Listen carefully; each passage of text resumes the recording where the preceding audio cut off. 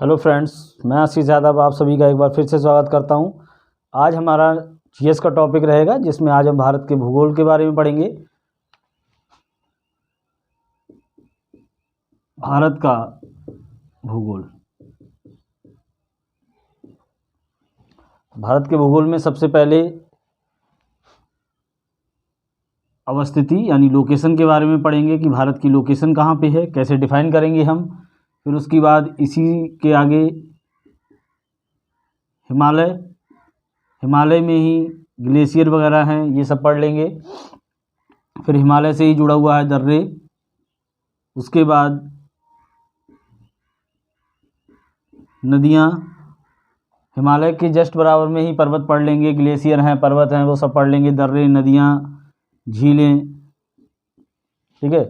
फिर राज्यों पे आ जाएंगे। झीलें पढ़ने के बाद फिर उसमें पढ़ेंगे कि कृषि क्या होती है, मिट्टियाँ कौन कौन सी पाई जाती हैं, खनिज संसाधन कौन कौन से हैं। तो धीरे धीरे टॉपिक बढ़ते हुए चलेंगे, लेकिन सबसे पहले जो टॉपिक रहेगा हमारा वो रहेगा भारत की स्थिति या लोकेशन के बारे में पढ़ेंगे।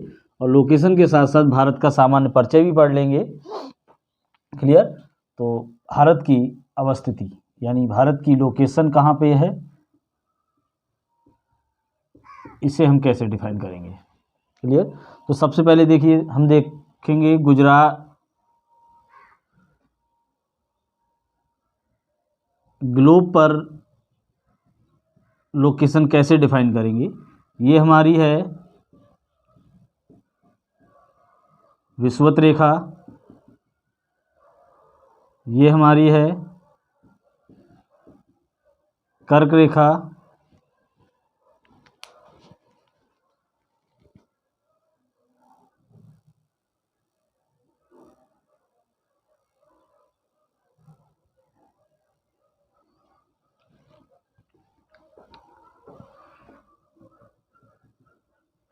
ये हमारी है मकर रेखा। ये भी 23.5 डिग्री, लेकिन ये कहाँ उत्तरी गोलार्ध में रहेगी।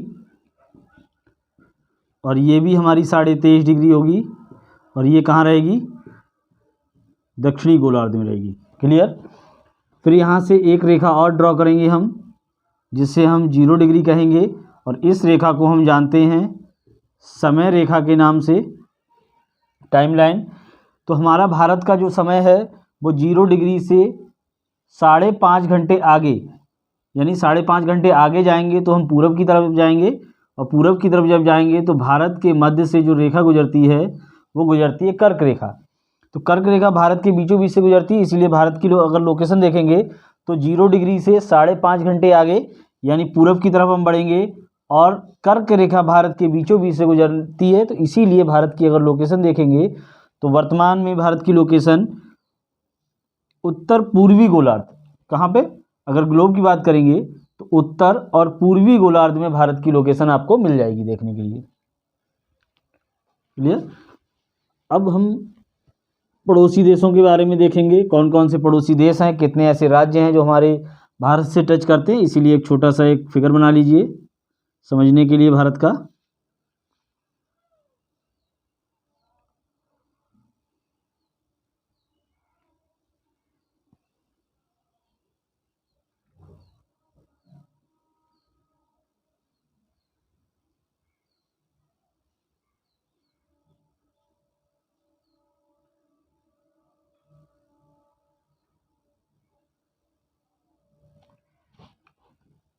क्लियर।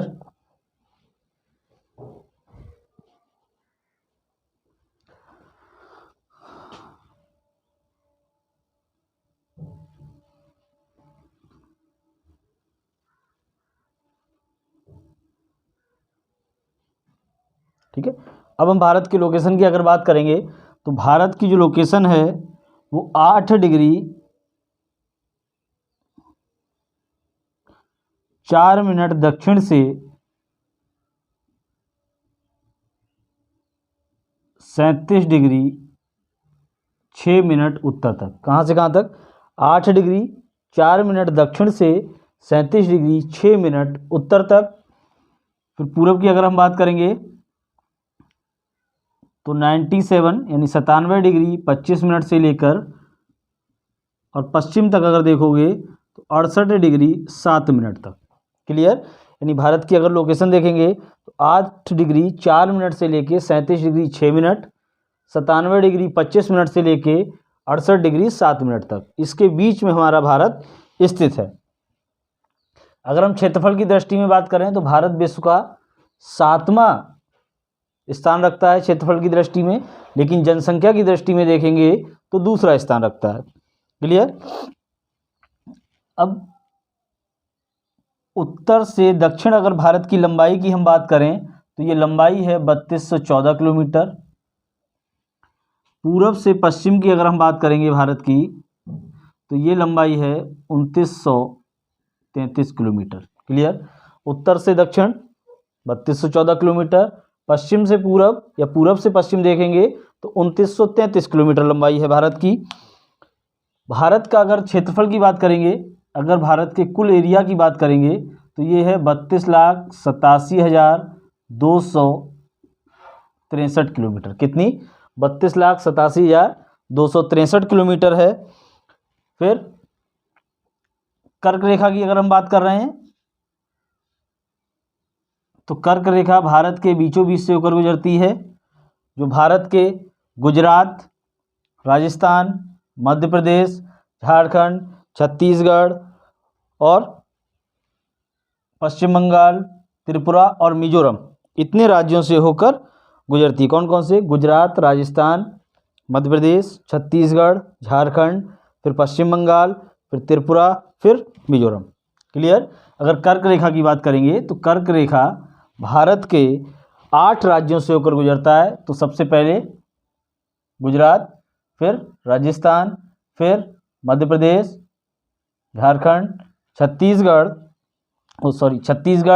झारखंड, पश्चिम बंगाल, त्रिपुरा और मिजोरम, इतने राज्यों से होकर गुजरता है। वहीं अगर हम भारत के समय रेखा की बात करें, जो कितने डिग्री?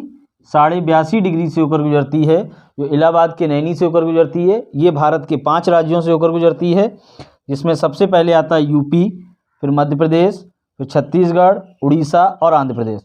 कौन सा? यूपी, मध्य प्रदेश, छत्तीसगढ़, उड़ीसा और आंध्र प्रदेश। क्लियर। तो कर्क रेखा हो गई और समय रेखा हो गई। उसके बाद अगर हम बात करते हैं भारत के पड़ोसी राज्यों के बारे में, तो भारत के पड़ोसी देशों के बारे में अगर हम बात करेंगे तो सबसे पहले हम पढ़ेंगे पाकिस्तान के बारे में, फिर अफगानिस्तान, फिर चाइना, फिर नेपाल, भूटान, यहाँ पे वर्मा या म्यांमार जिसे हम कहते हैं। क्लियर। यहाँ पे बांग्लादेश और ये पड़ोसी देश हो जाएगा श्रीलंका। ठीक है। एक देश और रह जाता है नीचे की तरफ, लक्षद्वीप। क्लियर। अब देखिए पाकिस्तान के बारे में अगर जिक्र करेंगे तो पाकिस्तान से लगने वाले राज्य, भारत के ऐसे कितने स्टेट हैं जो किससे? पाकिस्तान से टच करते हैं। तो सबसे पहले एक क्रम से देखेंगे। सबसे पहले अगर देखेंगे तो हमारा लगेगा गुजरात, फिर राजस्थान, फिर पंजाब, फिर जम्मू एंड कश्मीर और फिर लद्दाख। क्लियर। फिर हम बात करेंगे अफगानिस्तान की। अफगानिस्तान की अगर हम बात कर रहे हैं तो अफगानिस्तान से केवल और केवल हमारा लद्दाख लगेगा। फिर हम बात करेंगे चाइना की। चाइना से हमारा लद्दाख, फिर हिमाचल प्रदेश, उत्तराखंड। ठीक है। लद्दाख से ये पूरा लद्दाख लगेगा, फिर यहाँ हिमाचल प्रदेश, फिर उत्तराखंड, फिर हमारा लगेगा सिक्किम और फिर लगेगा अरुणाचल प्रदेश। क्लियर। फिर उसके बाद अगर हम बात करेंगे नेपाल की, तो नेपाल से जो हमारे पड़ोसी देश लगते हैं, सबसे पहले उत्तराखंड, फिर हमारा यूपी, फिर बिहार, और बिहार के बाद हमारा एक छोटा सा थोड़ा आगे बढ़ोगे तो वेस्ट बंगाल लगेगा, और वेस्ट बंगाल के बाद लगेगा सिक्किम। क्लियर। फिर हम भूटान की बात करते हैं। क्लियर। भूटान की अगर बात करेंगे तो भूटान से हमारे राज्य लगेंगे सिक्किम, फिर थोड़ा सा वेस्ट बंगाल लगेगा, ठीक है, थोड़ी सीमा वेस्ट बंगाल की टच करती है। उसके बाद असम और अरुणाचल प्रदेश। क्लियर। सिक्किम, पश्चिम बंगाल, असम और अरुणाचल प्रदेश। अगर यहीं पे हम म्यांमार की बात करते हैं तो म्यांमार से जो सीमा लगती है सबसे पहले हम देखेंगे अरुणाचल प्रदेश की लगेगी, फिर नागालैंड की लगेगी, फिर मणिपुर की, फिर मिजोरम की। क्लियर। अरुणाचल प्रदेश, नागालैंड, मणिपुर और मिजोरम। अरुणाचल प्रदेश, नागालैंड, मणिपुर, मिजोरम। फिर हम बांग्लादेश की बात करेंगे। बांग्लादेश से अगर हम सीमा देखेंगे तो सबसे पहले हमारी सीमा टच करेगी पश्चिम बंगाल की, फिर उसके बाद असम की, फिर मिजोरम की, फिर त्रिपुरा, फिर मिजोरम। देखिए, सबसे पहले पश्चिम बंगाल, असम, ठीक है, असम के बाद यहाँ पे त्रिपुरा लगेगी, त्रिपुरा के बाद फिर हमारी वो मेघालय लगेगा, सॉरी मेघालय के बाद त्रिपुरा, फिर यहाँ छोटी सी सीमा मिजोरम की लगती है। तो कितने राज्य हो जाएंगे? पश्चिम बंगाल, असम, मेघालय, त्रिपुरा, मिजोरम, ये बांग्लादेश से सीमा लगेगी। क्लियर। उसके बाद श्रीलंका से अगर देखोगे तो हमारा जो राम सेतु है या जिसे हम मन्नार की खाड़ी के नाम से जानते हैं, वहाँ पर हमारी सीमा टच कर जाती है। क्लियर। अब अगर भारतीय कौन सी सीमा ऐसी है जो सबसे ज़्यादा लंबी लगती है भारत से, या ठीक है, तो बांग्लादेश की जो सीमा है वो भारत में सबसे ज़्यादा लंबी टच करती है, जिसकी कुल लंबाई है 4096.6 किलोमीटर के समथिंग। ठीक है, कितनी? 4096.6 किलोमीटर के समथिंग लगती है बांग्लादेश की सीमा भारत से। उसके बाद अगर हम बात चाइना की करेंगे तो चाइना की जो सीमा लगती है 3488 किलोमीटर लगती है। फिर उसके बाद पाकिस्तान की बात करेंगे तो इसकी जो सीमा लगती है वो 3323 किलोमीटर लगती है। और सबसे जो छोटी सीमा लगती है वो लगती है अफ़गानिस्तान की, तो लगभग 101 किलोमीटर के समथिंग, या किसी किसी बुक में 91 दे रखा होगा या 106 दे रखा होगा। ठीक है, तो इस तरीके से। नेपाल से अगर बात करेंगे तो 1751 किलोमीटर की सीमा लगती है। म्यांमार से बात करेंगे तो 1643 की लगती है। भूटान से बात करेंगे तो 699 किलोमीटर की। ये हो गई भारत के पड़ोसी देश जिनकी किलोमीटर में सीमाएं दे रखी हैं। ठीक है, तो इसमें हमारे पड़ोसी राज्य कौन कौन से लगते हैं वो हो गए। कुल अगर राज्यों की बात करें तो पड़ोसी देशों से जो टच करते हैं वो 18 राज्य भारत के टच करते हैं। क्लियर, इतने 18 राज्य हैं जो भारत की सीमा वाले राज्य अन्य देशों से टच करते हैं। क्लियर। फिर उसके बाद बात हम करते हैं, अगर तटीय राज्यों की अगर हम बात करें तो सबसे पहले गुजरात, महाराष्ट्र, गोवा, कर्नाटक। ठीक है, कर्नाटक के बाद अगर हम बात करेंगे तो केरल, फिर तमिलनाडु, आंध्र प्रदेश, फिर उड़ीसा, फिर पश्चिम बंगाल। तो कितने हो गए? 1 2 3 4 5 6 7 8 9 राज्य जो हैं भारत के तटीय राज्य जो समुद्र से लगते हैं। और किसके समुद्र से लगते हैं? तो यहाँ पे हमारा हो जाएगा अरब सागर, यहाँ पे हमारा हिंद महासागर, यहाँ पे हमारा बंगाल की खाड़ी। क्लियर। अब अगर तटीय स्थलीय सीमा की बात की जाए, किसकी? स्थलीय सीमा की अगर बात की जाए तो हमारी कुल स्थलीय सीमा है 15,200 किलोमीटर। मतलब ऐसी सीमा जो केवल स्थल से लगी हुई है वो कितनी है? 15,200 किलोमीटर। तटीय सीमा की बात की जाए, ठीक है, तटीय सीमा की बात की जाए तो केवल 6100 किलोमीटर, जिसमें केवल तट वाले राज्य। और अगर द्वीपीय जोड़ दिए जाएंगे तो ये सीमा तटीय प्लस द्वीपीय, यानी जो भारत का लक्षद्वीप है, वो अंडमान निकोबार है, ठीक है, या लक्षद्वीप है, ठीक है, ये सब कहाँ टच करेंगे और इनकी कुल सीमा कितनी हो जाएगी 7515.5 किलोमीटर, और कुल सीमा लगा के जो हो जाती है वो हो जाती है 22,715.5 किलोमीटर। क्लियर? दोबारा समझिए, स्थलीय सीमा की बात करेंगे तो 15,200 किलोमीटर लगेगी। केवल तटीय सीमा की बात कर रहे हैं, ये वाली सीमा, तो कितनी लगेगी 6,100 किलोमीटर। तटीय प्लस द्वीपीय की बात करेंगे तो ये द्वीप लगाकर और ये सब कितने हो जाएंगे 22,715 किलोमीटर हो जाएगी। क्लियर? फिर उसकी बाद बात होती है कि तटीय सीमा में सबसे लंबी सीमा किसकी लगती है, तो सबसे लंबी अगर सीमा की बात होगी तो गुजरात की, जो 1214.7 के समथिंग है किलोमीटर, और सबसे छोटी जो सीमा लगती है वो गोवा की लगती है। क्लियर? सबसे छोटी सीमा गोवा की लगती है। फिर उसके बाद हम बात करेंगे भारत के सबसे उत्तरी और दक्षिणी बिंदु की बात। तो सबसे अगर उत्तर में देखेंगे तो हमें मिलेगा लद्दाख में जाके एक पॉइंट मिलेगा इंदिरा कॉल। क्लियर? सबसे उत्तर में कौन सा पॉइंट है, इंदिरा कॉल। दक्षिण की बात करेंगे, अगर स्थल की बात करेंगे केवल भारत से जो जुड़ा हुआ है तो उसे हम या तो कन्याकुमारी कहते हैं, कन्याकुमारी के नाम से जानते हैं, दूसरा केप कोमेरियन के नाम से जानते हैं। क्लियर? केप कोमेरियन के नाम से जानते हैं। और जो सबसे अंतिम बिंदु की अगर बात होगी, भारत की सबसे दक्षिणी अंतिम बिंदु की, तो उसे हम जानते हैं इंदिरा पॉइंट के नाम से। और सबसे पूर्वी बिंदु की अगर बात होगी तो उसे हम जानते हैं किबुथ नाम से। और सबसे पश्चिमी बिंदु की बात होगी तो उसे हम जानते हैं गौर माता नाम से।